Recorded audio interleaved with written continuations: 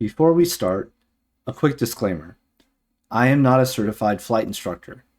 This video is for educational and informational purposes only, and it documents my personal learning journey as I work toward becoming a helicopter pilot. The topics here are based on FAA material, aircraft manuals, and professional helicopter training syllabus I'm studying alongside official sources. Always train with a qualified instructor and follow your aircraft's POH. This first lesson isn't about maneuvers. It's about awareness. Understanding how helicopters react when energy is mismanaged, especially in training environments. Many helicopter accidents don't happen because pilots don't know how to fly. They happen because of abrupt control inputs, loss of rotor RPMs, or misunderstanding helicopter-specific hazards. The goal of this lesson is to build awareness. How energy is managed in a helicopter, how common hazards develop, such as low G and rotor RPMs, and how to recognize early warning cues before those hazards escalate. If you are flying or planning to fly the Robinson R22 or R44, you'll hear a lot about the SFAR 73. The SFAR 73 applies specifically to Robinson helicopters and focuses on energy management, low G hazards, mast bumping, and rotor RPM awareness. While Robinson awareness training doesn't expire, the habits it teaches have to be continuously reinforced. A recurring theme in helicopter training accidents is overreaction.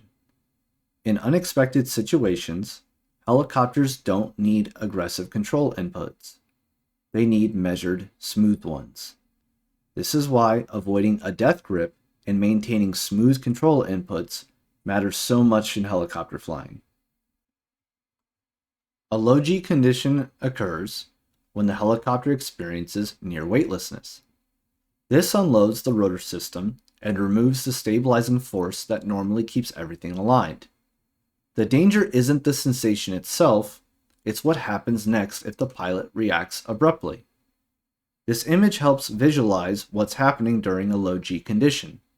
The helicopter's mass hangs beneath the rotor system like a pendulum. When rotor thrust is reduced, the stabilizing effect weakens, and the system becomes much more sensitive to control inputs.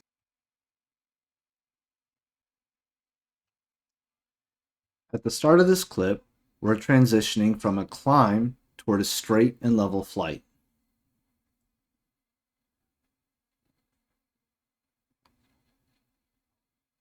The vertical speed indicator shows normal rate of climb, then tends back toward the center. Everything looks normal here. Now notice the VSI as the nose attitude changes and the needle begins to move downward. This is how a low G condition can begin, subtle at first. The real danger is how a pilot reacts next.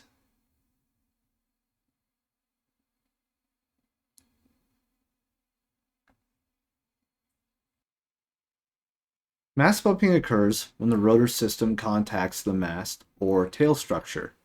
It most often happens after a low G condition when the pilot instinctively makes abrupt cyclic inputs to correct a roll. This is where grip and control discipline matter, because abrupt inputs during low G are what turn a momentary condition into mast bumping. Low G by itself isn't the killer. It's the reaction that follows. Rotor RPM is life in a helicopter. Low rotor RPM can lead to blade stall, and blade stall can occur at any airspeed or altitude. Abrupt collective inputs when RPM is already low only makes the situation worse. Here we are looking at rotor RPM stabilized in the green.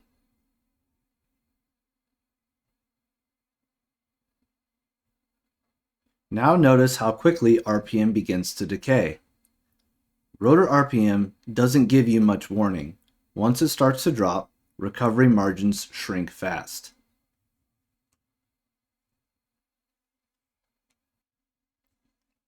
In the Robinson, throttle awareness is critical. The throttle directly affects rotor RPM, and small movements can have large consequences. The governor assists, but it is not a safeguard.